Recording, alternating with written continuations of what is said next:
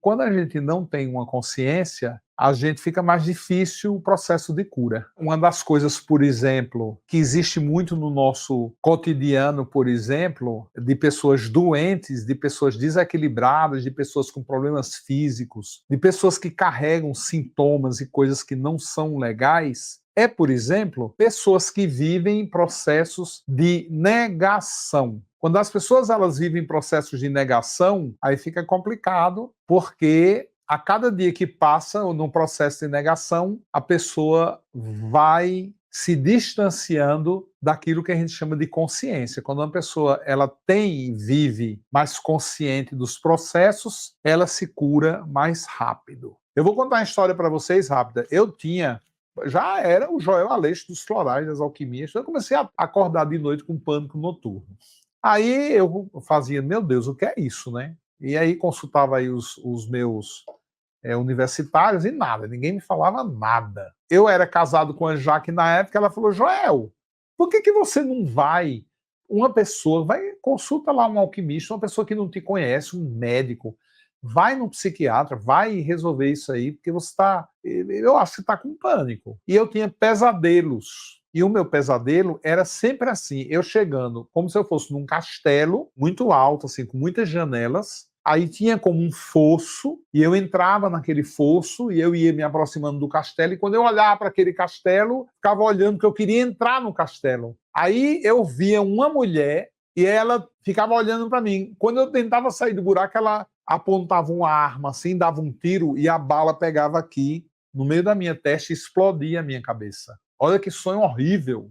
E aí eu contei pro psiquiatra, né, que eu estava tendo esses sonhos que se repetiam, eram muito parecidos, e ele falou assim, por que você não toma um calmante? Eu falei, de jeito nenhum, eu tomo florais. Ele falou, é assim, você acorda com terror noturno e você tem a pressão que sobe muito, né? Você já é um cara de 60 anos, deixe disso. Eu prometo a você, eu vou lhe dar uma dose de piloto de avião. Minha especialidade é atender piloto de avião. Então eu vou lhe tratar como um piloto de avião. Aí eu falei, tá bom. E ele me deu lá um negócio. Aí eu tomei, dormi, capotei.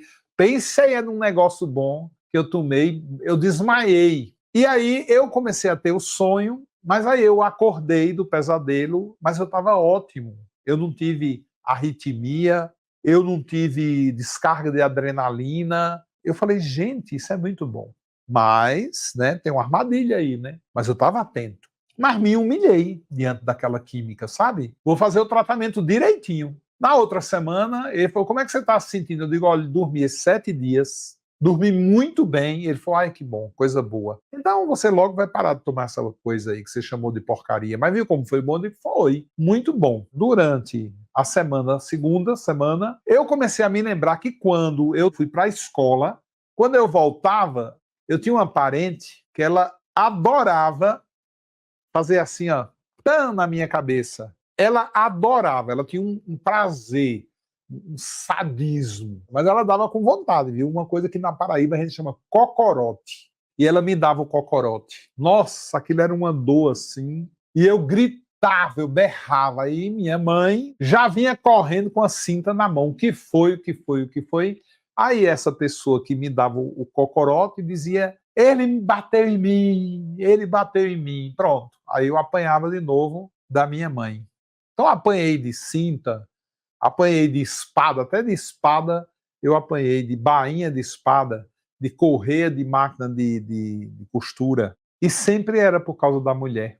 E aí eu morava numa casa de 3 andares. Quando eu vinha da escola com 6 anos, o que é que eu fazia? Eu me ajoelhava assim no chão, pelo muro do vizinho, eu ia devagarzinho assim, ia procurando para ver se eu via essa mulher que me dava o cocorote.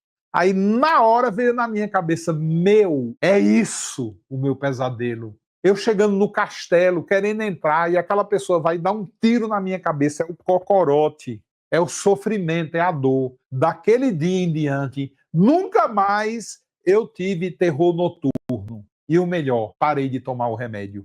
O que é isso? Consciência. Consciência. Então, quando a gente vive dentro de uma casa que é governada pela nossa ancestralidade, criança não cria um mecanismo como cria um adolescente, uma pessoa mais velha, né? Ela fica ali, ó, paralisada, que era como eu ficava. Então, o que acontece? Essas memórias, elas vão sendo gravadas num pendrivezinho. Aí, Joel vai crescendo, 0 a 7, 7 a 14, 14 a 21, 21 a 28. E o pendrive do Joel fica guardadinho lá. Por quê? Porque ele era uma criança. Isso aqui é o pendrive de uma criança de 6 anos de idade, que não sabe o que é uma terapia, que não sabe. Isso aqui fica armazenado. E tem uma relação com quem? Tem uma relação com o meu DNA, tem uma relação com minha ancestralidade, em relação com as minhas memórias que estão gravadas na carne.